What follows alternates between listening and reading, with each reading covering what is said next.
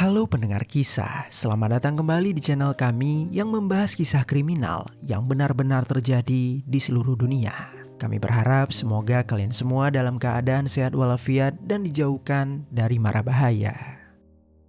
Pada kisah kali ini, kami akan membahas sebuah aksi pengeksekusian massal yang terjadi di sebuah provinsi di Filipina. Di mana pada tahun 2023, seorang gubernur dari provinsi tersebut mengadakan acara amal untuk memberikan bantuan kepada masyarakat, yang mana acara ini diadakan di perkarangan rumah sang gubernur. Namun ketika acara masih berlangsung dengan khidmat, tiba-tiba saja beberapa orang bersenjata lengkap mendatangi keramaian itu dan langsung menyerang orang-orang yang ada di sana secara membabi buta. Puluhan orang mengalami luka-luka dan meninggal dunia di tempat, termasuk sang gubernur yang memang menjadi target dari para pelaku. Lalu, ketika tragedi ini diselidiki lebih dalam, ternyata para eksekutor tersebut dibayar oleh lawan politik dari sang gubernur yang menjadi target utama. Cameraman Reynaldo Butch Tepase was supposed to meet with Degamo on March 4 for their recording of a... Bagaimana kronologi lengkap tentang kasus ini dan apa motif dalang utama terhadap korban sehingga menyebabkan pengeksekusian massal? Jadi beginilah kisah di baliknya. Di kota Pamplona, Provinsi Negros Oriental, Filipina, hiduplah seorang pria bernama Rol Ragay Degamo yang berusia 56 tahun. Ragay ini lahir di dalam sebuah keluarga sederhana dengan orang tua yang bekerja sebagai nelayan. Meski begitu, Ragay tetap berhasil mendapatkan gelar sarjana di sebuah universitas yang bernama Silliman University. Kemudian pada tahun 1990, dia memulai karir sebagai sopir sekaligus teknisi di sebuah perusahaan yang bernama National Power Corporation atau yang biasa disingkat dengan NPC.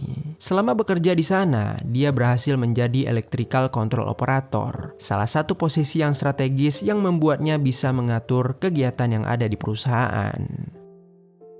Tak hanya berhasil meniti karir, Ragay juga berhasil membangun sebuah keluarga. Dia menikahi seorang wanita cantik yang bernama Janice Valega Degamo. Keduanya memiliki dua orang putra yang mereka adopsi, yang bernama Carlo Degamo dan juga Christian. Lalu di mata keluarganya, Ragay ini adalah sosok kepala keluarga yang bertanggung jawab. Dia selalu menangani masalah dalam keluarga dengan cara yang bijaksana. Dia juga sangat menyayangi dan memperlakukan kedua putranya dengan adil dan sama rata. Kemudian berlanjut pada tahun 1997, Ragay tiba-tiba saja mendapatkan masalah, yaitu dia dipecat dari perusahaan NPC karena suatu masalah terkait kepegawaian. Pemecatan tersebut terasa sangat tidak adil bagi Ragay. Dia tidak bersalah dan tidak seharusnya dipecat. Dia pun membawa kasus ini ke pengadilan untuk menuntut perusahaan NPC agar dapat mengembalikan pekerjaannya. Setelah melalui proses persidangan, Ragay berhasil memenangkan gugatan ini. Jabatannya dipulihkan oleh pengadilan dan dia kembali bekerja. Namun setelah dia kembali bekerja, Ragay ternyata masih saja diperlakukan dengan tidak adil oleh perusahaan NPC. Hal ini membuat Ragay merasa tertekan. Setelah beberapa lama bekerja di sana, Ragay pun memutuskan untuk keluar dan memilih terjun ke dunia politik. Tidak diketahui apa alasan Ragay memilih untuk terjun ke dunia politik. Tetapi yang jelas, di tahun 1998, Ragay memulai karir politiknya sebagai anggota Sangguniang Bayan atau Dewan Kota, tepatnya di kota Siaton. Pada saat itu Ragay memfokuskan programnya pada program infrastruktur dasar dan juga bantuan kepada masyarakat kecil. Ragay menjabat selama 3 periode, di mana satu periode berlangsung selama 3 tahun.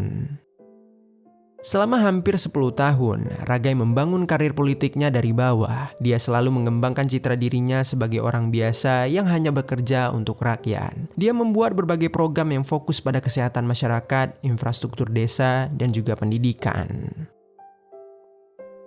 Kemudian pada tahun 2011, sebuah peningkatan drastis terjadi dalam karir politik Ragay. Saat itu gubernur dari Provinsi Negros Oriental yang bernama Agustin Perdices meninggal dunia karena disebabkan oleh kanker. Sedangkan wakilnya yang seharusnya menggantikan dirinya juga sudah meninggal lebih dulu sebelum dirinya dilantik. Oleh karena semua hal itu, Ragay pun secara otomatis naik menjadi gubernur karena dia merupakan pejabat provinsi dengan jabatan tertinggi yang tersisa.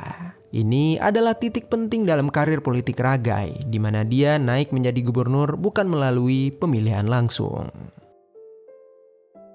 Lalu singkat cerita, selama masa jabatan tersebut, Ragai membuat berbagai program untuk meningkatkan kesejahteraan rakyat. Salah satu program andalannya bernama HELP, yaitu singkatan dari Health, Education, Livelihood, Environment, dan juga Peace. Program ini berfokus pada membangun rumah sakit, memperbaiki sekolah, membuat berai pelatihan, dan juga memberi modal untuk pengusaha-pengusaha kecil.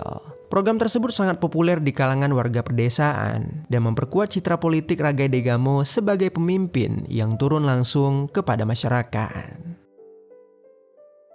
Berlanjut pada tahun 2013, setelah masa jabatannya habis, Ragai pun mencalonkan diri dalam pemilihan umum. Dia terpilih secara sah dalam pemilu tahun 2013, 2016, dan 2019. Ragai disukai oleh masyarakat karena dikenal sebagai sosok yang sederhana dan juga sangat tanggap kepada permasalahan terhadap rakyat kecil.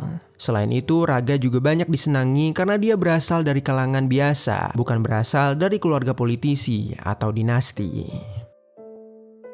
Bertahun-tahun berlalu, tibalah pada tahun 2022, Ragai kembali mencalonkan diri sebagai gubernur Provinsi Negros Oriental. Namun jalannya kali ini lumayan terjal. Pada pilkada tersebut, ada 3 orang yang mencalonkan diri, yaitu Ragai dengan nama Roel Degamo, kemudian Pride Henry Teves, dan seorang kandidat independen yang namanya hampir sama seperti Ragai, yaitu Roel Degamo.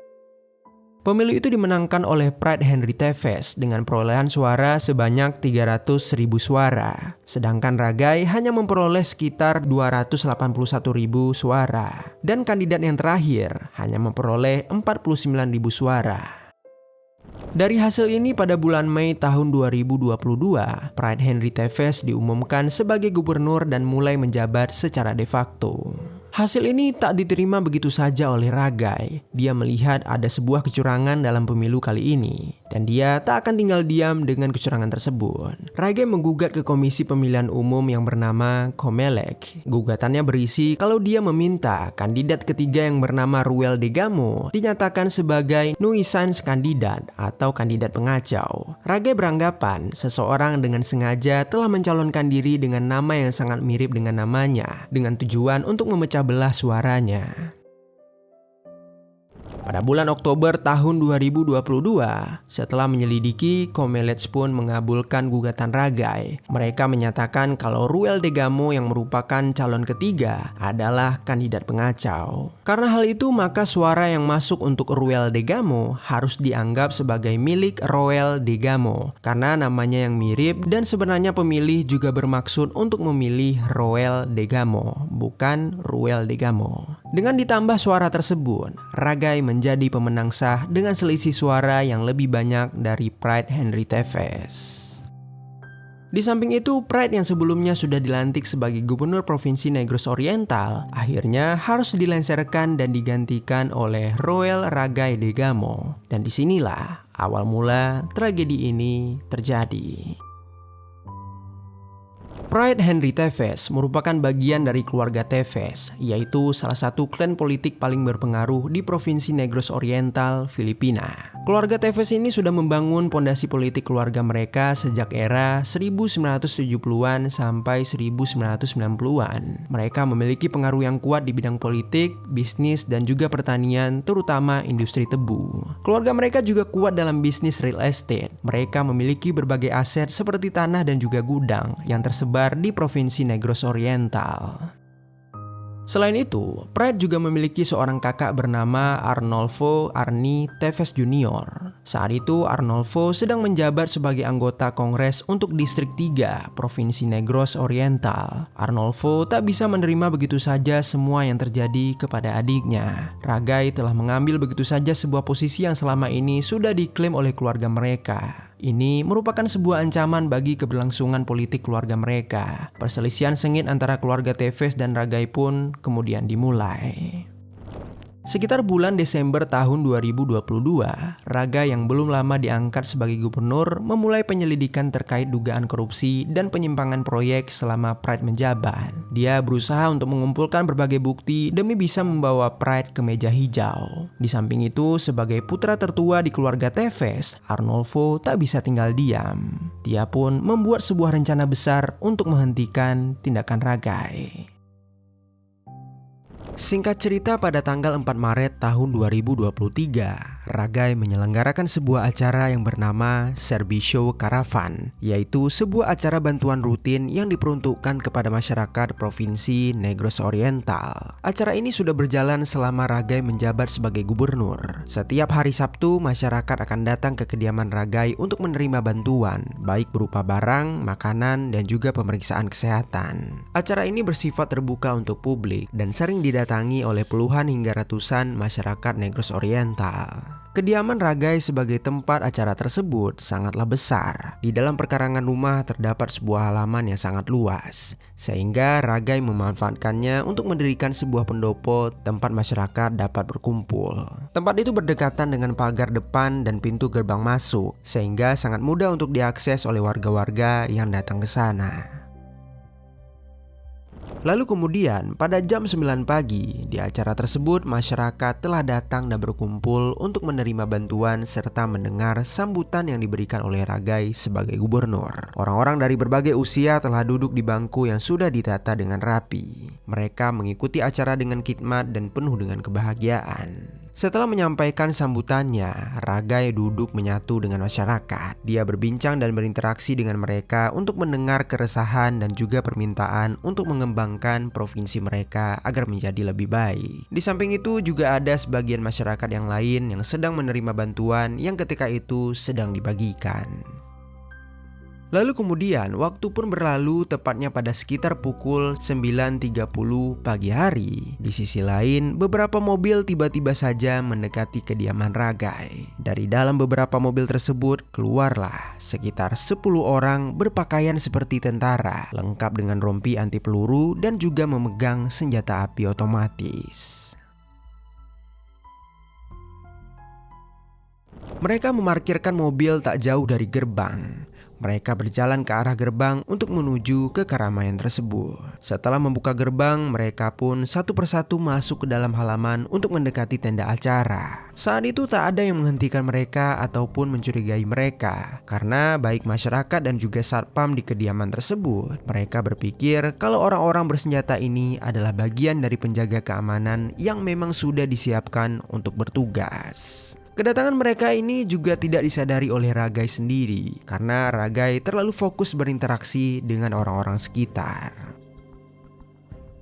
Lalu kemudian, tak lama setelah mereka berhasil masuk dan mengamati acara yang sangat ramai tersebut, para orang-orang bersenjata ini tiba-tiba saja mengangkat senjata mereka untuk diarahkan kepada Ragai. Dan seketika, tanpa ragu, mereka secara serempak langsung menembaki Ragai yang tengah dikerumuni orang-orang tersebut. Ragai saat itu tak bisa mengelak. Dia terkejut setelah mendapatkan beberapa tembakan yang bertubi-tubi kepada dirinya. Dia terjatuh dari tempat duduknya dan cairan merah langsung melumuri sekujur tubuhnya. Dan dalam sekejap, Ragai pun tewas di tempat tersebut. Tak hanya Ragai yang terkena serangan itu, beberapa peluru yang melesat juga mengenai orang-orang yang sebelumnya berada di dekat Ragai. Dari sekitar 10 eksekutor yang menggunakan senjata otomatis, berhasil menumbangkan beberapa orang yang tak bersalah di sana. Keadaan sekitar yang awalnya dipenuhi dengan kebahagiaan seketika berubah menjadi kengerian. Orang-orang berteriak dan berlarian ke berbagai arah untuk mencoba melindungi diri. Suara tembakan, teriakan ketakutan, dan tangis putus asa telah menyatu menjadi satu, memecahkan keheningan di pagi itu. Selama beberapa menit, suara itu terus memenuhi seluruh penjuru rumah, bahkan sampai keluar rumah. Orang-orang yang berada di luar rumah tersebut ikut merasakan ketakutan dan tak berani untuk mendekat. Mereka hanya bisa membayangkan kengerian yang dirasakan oleh orang-orang yang ada di dalam tembok rumah Ragai tersebut. Lalu kemudian, begitu dirasa cukup, orang-orang bersenjata ini menghentikan aksinya. Tak mau berlama-lama, mereka langsung segera kabur dari tempat itu. Mereka pergi meninggalkan rumah tersebut setelah mereka mengubah tempat yang sebelumnya berisi canda dan tawa menjadi sebuah tempat yang dipenuhi tangisan dan ketakutan. Di sana, para korban yang terkena tembakan tergeletak bersimbah cairan merah. Ada yang meraung kesakitan, ada yang meminta pertolongan, dan bahkan ada yang telah meninggal dunia di tempat tersebut. Di tengah kericuan itu, seseorang yang berhasil melarikan diri langsung menghubungi pihak kepolisian untuk melaporkan tragedi tersebut.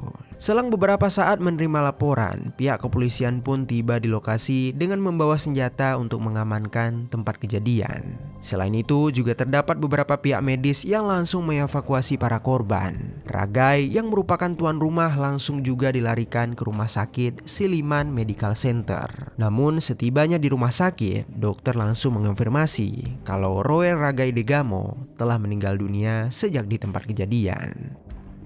Selain Ragai yang menjadi korban, pihak rumah sakit juga mengonfirmasi kalau terdapat 9 korban lainnya yang tewas dari tragedi tersebut. Sementara itu juga ada 17 korban yang mengalami luka berat dan sedang mendapatkan perawatan intensif. Di saat yang bersamaan, polisi langsung bertindak. Mereka menyebar ke beberapa titik di Provinsi Negros Oriental untuk melakukan penutupan jalan. Tak hanya itu, tentara militer Filipina juga ikut turun. Tentara dan polisi melakukan pencarian bersama dengan masuk ke dalam hutan-hutan untuk mencari jejak pelaku.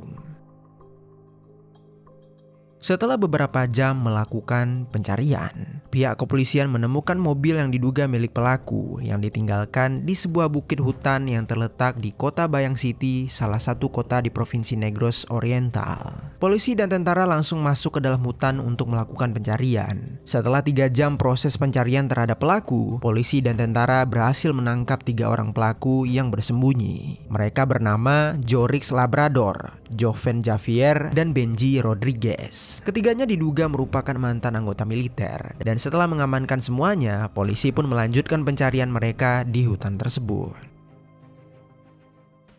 Hari pun berganti malam, mereka kembali berhasil melacak keberadaan seorang pelaku lainnya. Namun ketika polisi dan tentara mencoba untuk mengepungnya, pelaku melakukan perlawanan dengan cara menembaki para kawanan polisi dan juga tentara. Sehingga terjadilah baku tembak selama beberapa saat. Dan ketika pelaku tidak juga menyerah, salah satu pihak berwajib menembaki pelaku hingga membuat pelaku tewas di tempat tersebut. Setelah dikonfirmasi, pelaku itu bernama Arnil Labradila.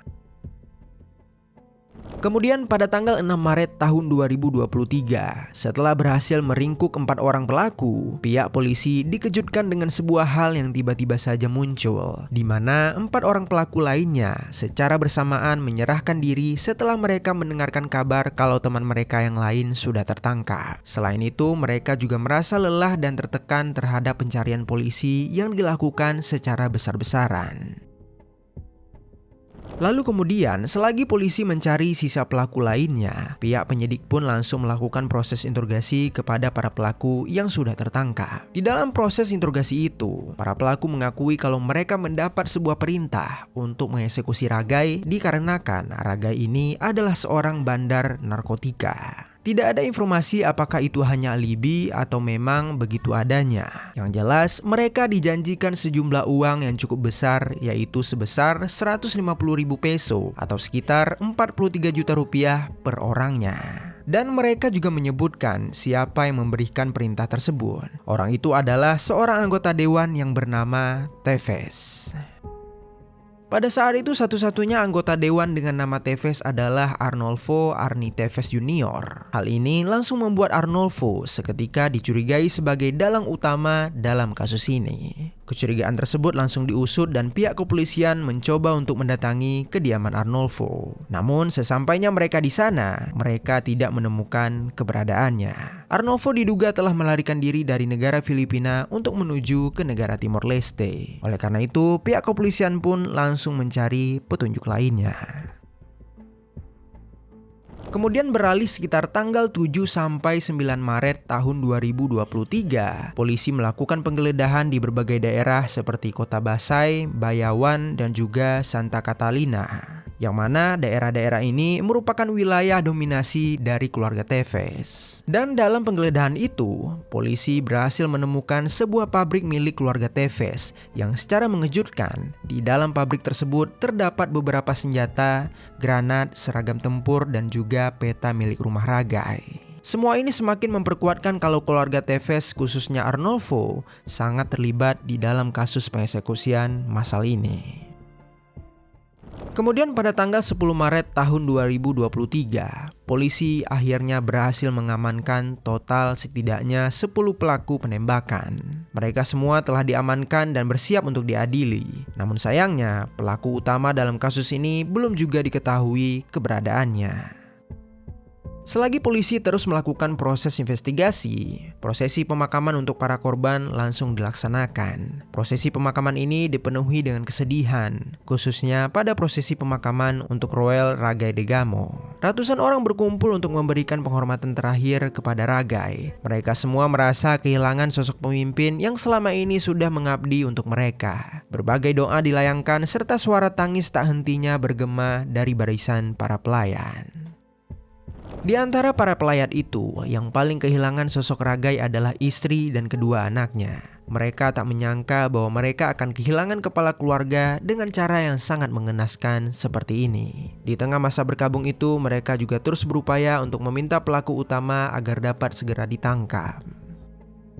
Di dalam sebuah wawancara dengan media, istri Ragai yang bernama Janis yang juga merupakan wali kota Pamplona, dia mencoba untuk menyampaikan isi hatinya. Dengan tegas dia mengungkapkan kalau hanya ada satu orang yang mungkin bisa mendalangi kasus ini. Satu orang yang sangat kaya yang bisa membayar para tersangka penembakan. Janis berharap bahwa orang ini bisa segera dikirim kembali ke negara Filipina agar dapat menjalani hukuman yang setimpal.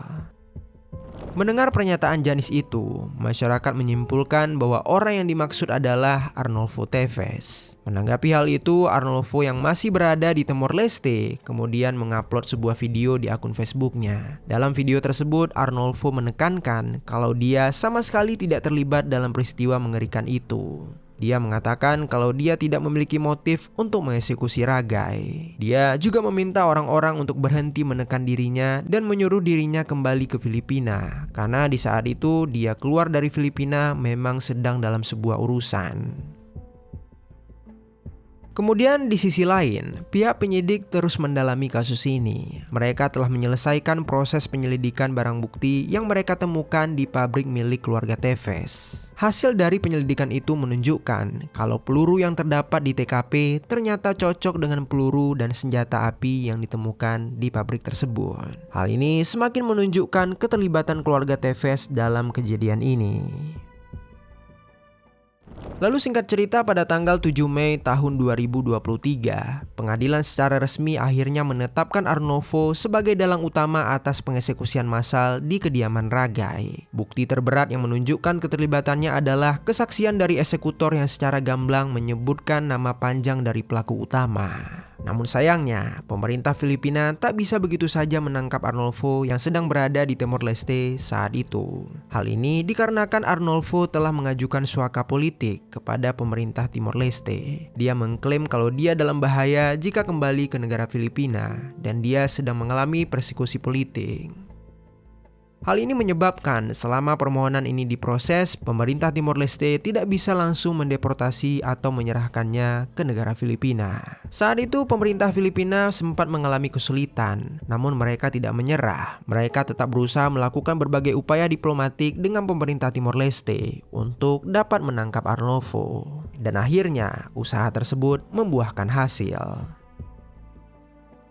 Di mana pada tanggal 27 Mei tahun 2025, 2 tahun sejak kejadian pengeksekusi massal itu, Arnolfo ditangkap oleh kepolisian Timor Leste di kediamannya. Mereka langsung mempersiapkan proses deportasi untuk Arnolfo ke negara Filipina. 2 hari berselang, tepatnya pada tanggal 29 Mei tahun 2025, Arnolfo akhirnya tiba di Filipina. Dia langsung ditahan oleh Badan Investigasi Nasional Filipina atau yang disingkat dengan NBI. Sampai saat video ini dibuat, Arnolfo masih menjalani proses peradilan. Jika nantinya dia dinyatakan bersalah, maka dia akan terancam mendapatkan hukuman paling berat, penjara seumur hidup. Selain itu, para persekutor yang sudah ditangkap duluan juga masih menjalani proses peradilan. Dan nantinya jika mereka dinyatakan bersalah, mereka juga ikut terancam hukuman maksimal penjara seumur hidup. Ambisi, dendam, dan kemarahan Arnolfo telah mengambil terlalu banyak nyawa. Tak hanya satu keluarga, namun puluhan keluarga menderita atas tragedi yang mengerikan ini. Acara amal yang seharusnya menjadi tempat kebahagiaan masyarakat karena mendapatkan suatu bantuan, harus berakhir menjadi suatu lautan darah yang dipenuhi dengan tangisan dan juga trauma yang sangat mendalam. Untuk Roel Ragai Degamo, masyarakat berterima kasih atas dedikasi yang telah dia berikan selama dia menjadi pemimpin. Seorang anak nelayan yang telah berhasil mengubah kehidupan keluarganya dan tak pernah lupa dari mana dia berasal. Di sepanjang masa jabatannya, dia selalu memprioritaskan rakyat kecil untuk dapat merasakan kebijakan-kebijakan yang dia buat. Dia bahkan selalu mengadakan acara amal untuk membantu masyarakatnya. Semoga apa yang dilakukan oleh Ragai dapat menjadi inspirasi bagi orang-orang dan perjuangan yang dia lakukan dapat diteruskan oleh keturunannya. Untuk itu, mari sama-sama kita doakan. Semoga para korban mendapatkan keadilan yang setimpal dan semoga keluarganya dapat melewati masa duka ini. Dan yang terakhir untuk kita para pendengar kisah. Semoga dalam kisah kali ini ada pelajaran baik yang dapat kita ambil.